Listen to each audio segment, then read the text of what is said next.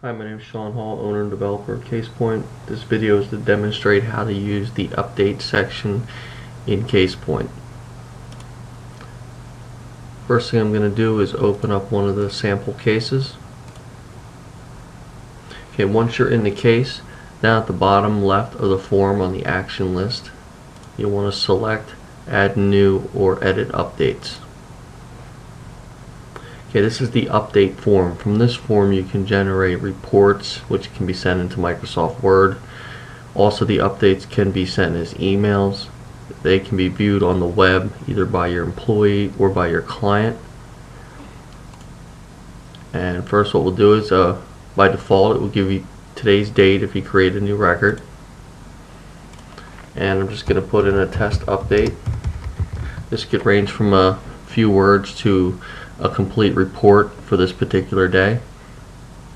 Okay, at this time the update cannot be viewed on the web. It's not checked off to be able to be viewed.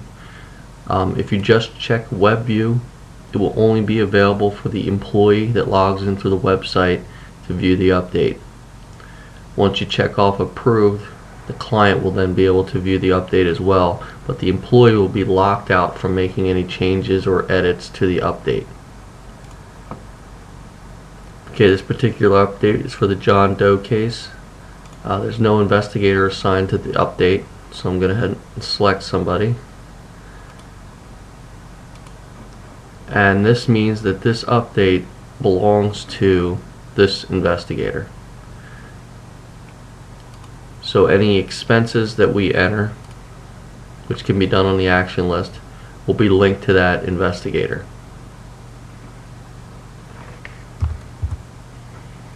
Now in the expense section, when you put in the quantity, that's how many units. The invoice amount, that would be what you invoice this at. And the expense amount is what you would be reimbursing this particular investigator for. Now the invoice at the far right is for the CasePoint to mark off automatically once you pull this into the invoicing. If you check this off, it will not be included when sent to invoicing. Okay, so we have an update here. Let's say we want to send it to Microsoft Word. Go to the action list at the top, and you have three choices with Word. You can send all updates to Word, you can send just your current update to Word, or you can send selected updates to Word, which would be anything that's checked off Word. So I'm going to send current update to Word.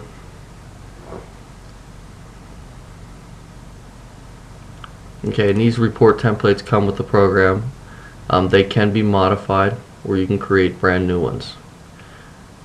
The ones that say custom at the end of the description would have your custom letterhead. Ones that have basic would have a generic letterhead generated from the user settings in the program. So you select one of the documents and you hit open.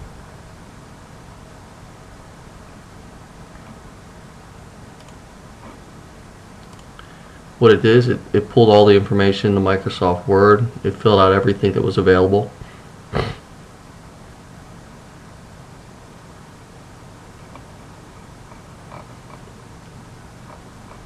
And it put in, and this is like a surveillance report, so it put in test update, but if there had been, page and page of report, it would put that in for this particular date. If you had additional dates, it would put them in order by date throughout the report if you selected to send multiple updates to Word. Now from here, once you can edit this, you can add photos, whatever you want to do, then you need to save the document into the case folder. Going to cancel that. Okay, other things you can do from the update section, you can upload files to the web, and once they're uploaded, either an employee and or the client would be able to view them. So you click upload files to web, and then a file upload utility pops up. You can put it in description, or if you don't, it will automatically default a description name, a file link. Just going to put in photo. File path and notes you don't have to worry about. You can put some notes in, but file path is automatically generated. Click upload, then browse to a photograph. This just tells you the size, so you're under the limit of 50 megabytes per file depending on what version you have. Click OK.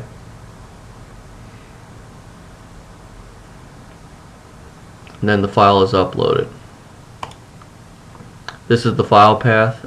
This is linked with the case, so when the client or employee logs in, they'll be able to then download the photo or display it. You can also highlight this link and copy it and maybe paste it into an email or send it to somebody. To send additional uploads, you would click the new record, and there's also arrows to stroll through if you have more than one record already in here.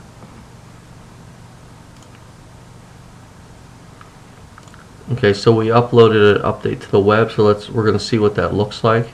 There's two ways that you can log in. One is via the employee or the client, and these utilities here just help you check to make sure that it's working properly and everything is displaying the way you want it to.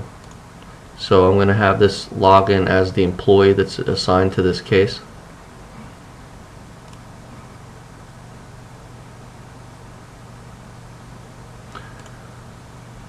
Okay, this employee is now logged in, and your web portal may look different. Your company logo will be across the top here. Okay, here's the case. Here's the cases this employee is assigned. I'm going to click on one of the cases to open it.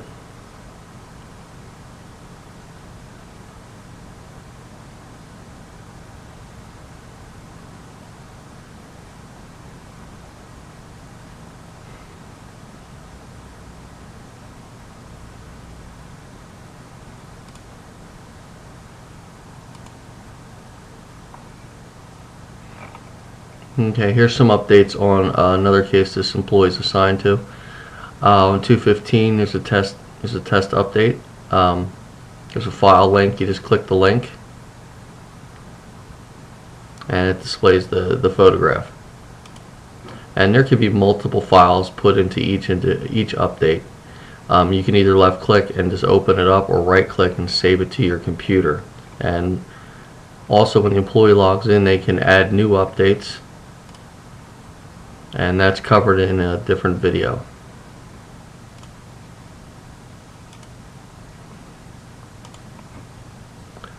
Another thing you can do from the updates form, you can also email the employee the web access they need to access their cases. You can also email them the update itself. And also with the client, you can also email them web access, email them notification there is a new update on the web, and also just email them the update directly and view all updates. I'm just going to hit save and close. That brings us back to the case form.